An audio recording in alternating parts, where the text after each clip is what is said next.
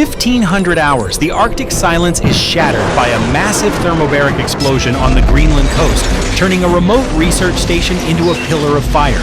Moscow has just unleashed its ultimate nuclear fist, 8 Arktika-class icebreakers charging toward NATO's throat.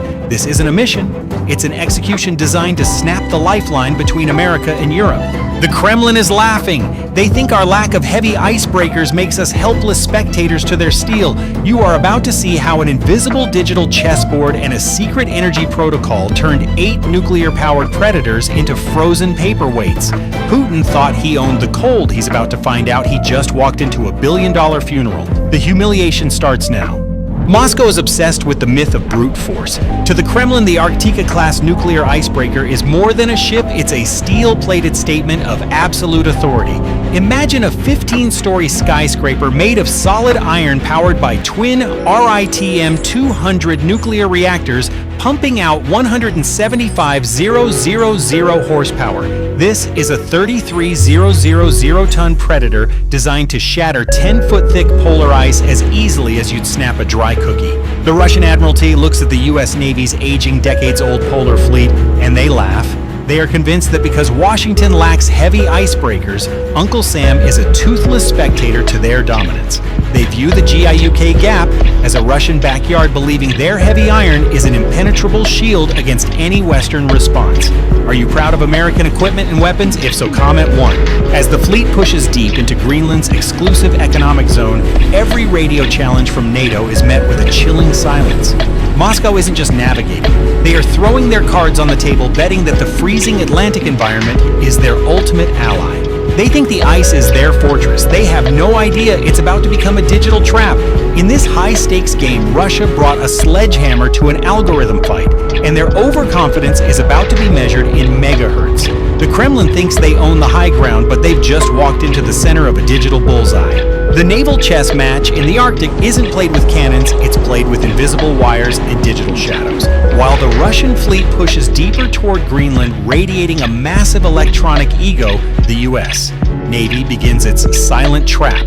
Out in the mist, the USS Donald Cook and a Virginia-class attack submarine are operating under total EMCON Phase 3, absolute electromagnetic silence.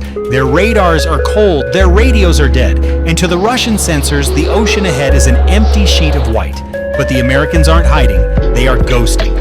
For 48 hours, every mechanical rattle from the Arktika reactors and every cavitation spike from their massive screws has been cataloged and shared via Link 16. Moscow thinks they are the kings of the Arctic playground, unaware they have been walking into a digital kill box since they left port. But the real humiliation is already running through the Russian fleet's own circuits.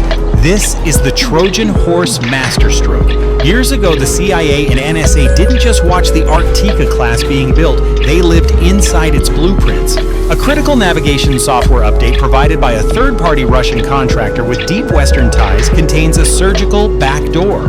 At the flick of a switch in Washington, a high-ranking technical officer, a special asset, on the lead icebreaker activates a hidden protocol. Suddenly, the P-8A Poseidon circling at 30,000 feet becomes the puppet master. The Russian GPS begins to bleed, drifting 15 nautical miles off course. Their radars are flooded with background clutter that the crew dismisses as solar flares or Arctic magnetic anomalies. It is a digital hall of mirrors. While the Russian commanders are confidently steering toward what they think is open water, they are actually being shepherded by the American AI into a geological trap. They aren't controlling their fleet, the U.S. Navy is. As the confusion spreads, the future shadow emerges. Russia detects high-speed, unidentified ghost icons. On their scopes, objects moving faster than any known drone. These are XQ-58 Valkyrie AI drones, invisible to Russian radar, weaving a web of electronic interference around the fleet. The American AI isn't just watching, it's predicting. It has already calculated 1000 retreat scenarios and blocked every single one with digital spoofing. A single chilling radio burst is sent to the Russian bridge on their internal frequency. Don't move, we are already above you. Then the world freezes as the Russian fleet attempts a final aggressive jink. The frostbite protocol is triggered. This isn't a missile strike. It's a structural lobotomy executed by a high-frequency directed energy array from the Thule base. The weapon focuses a massive burst of energy on the water molecules surrounding the Icebreakers' propellers and rudders. In exactly 60 seconds, the sea itself is weaponized. The water structure changes flash freezing into ultra-hard ice that locks the 33,000-ton monsters in place. In the span of a single minute, the world's most powerful nuclear icebreakers are transformed into stationary monuments. Moscow's steel fist is now nothing more than an expensive block of scrap metal trapped in a cage of its own making. But the Kremlin isn't finished.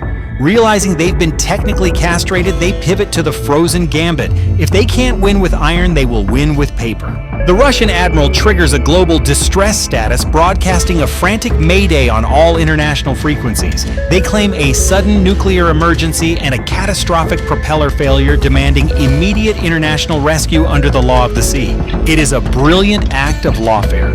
By declaring a distress status, they attempt to turn the GIUK gap into a safety zone, forcing the US Navy to pull back or be labeled environmental terrorists. Russian state media erupts with high-def footage of their helpless sailors shivering on the decks, painting the US as a digital aggressor threatening a global nuclear winter. The US responds ice cold. Washington issues a single dry statement. The Russian fleet appears to have encountered extreme weather. We are standing by to observe the international investigation. The trap has been sprung, the legal battle has begun, and Putin's billion-dollar pride is currently cooling in a digital tomb. In the Arctic, Uncle Sam doesn't need to break the ice, he just lets you freeze in it. If you were the Russian admiral, would you stay on the sinking ship of lawfare, or would you risk it all to break the silence? Tell us in the comments. And do you think the US should rescue these nuclear predators or let the ice finish the job? Let us know below. While the Kremlin gnashes its teeth at the frozen hulls of their icebreakers, a much darker reality is unfolding 500 feet below the surface. This is the deep state checkmate, the twist that Moscow's strategic planners never saw coming. Those 8 Arctica monsters weren't just clearing a path for trade, they were acting as motherships for Putin's ultimate doomsday weapon, the Poseidon 2M39 nuclear torpedo. These are 100 megaton tsunami makers designed to be deployed onto the Greenland trenches and wait in a low-power sleep mode until a remote signal erases the American East Coast. Moscow believed that the acoustic chaos of the Arctic storm and the heavy steel of the Arctica fleet provided the perfect acoustic mass to plant these doomsday clocks in Uncle Sam's front yard. They thought they were delivering a permanent checkmate to Washington, but they forgot about the Trojan asset inside their own command deck. As the Frostbite protocol flash froze the icebreaker's propellers, the digital backdoor triggered a second more lethal command. It locked the deployment bay doors from the inside. At the same moment, the XQ-58 Valkyrie AI drone circling above didn't just jam the Russian radar, they executed a cyber-link hijack. Using a high-gain burst, the American AI successfully rewrote the guidance source code of the Poseidon torpedoes while they were still docked in the Russian hulls. Here's the ultimate humiliation for Putin. Moscow's invincible doomsday weapons have just been adopted by the US Navy. The Kremlin is currently staring at a telemetry screen that shows their own nuclear torpedoes are no longer responding to Russian encryption.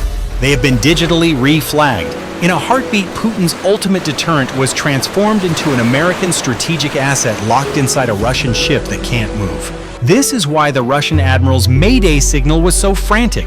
They aren't asking for a rescue of their sailors, they are begging for the return of their hijacked nuclear keys.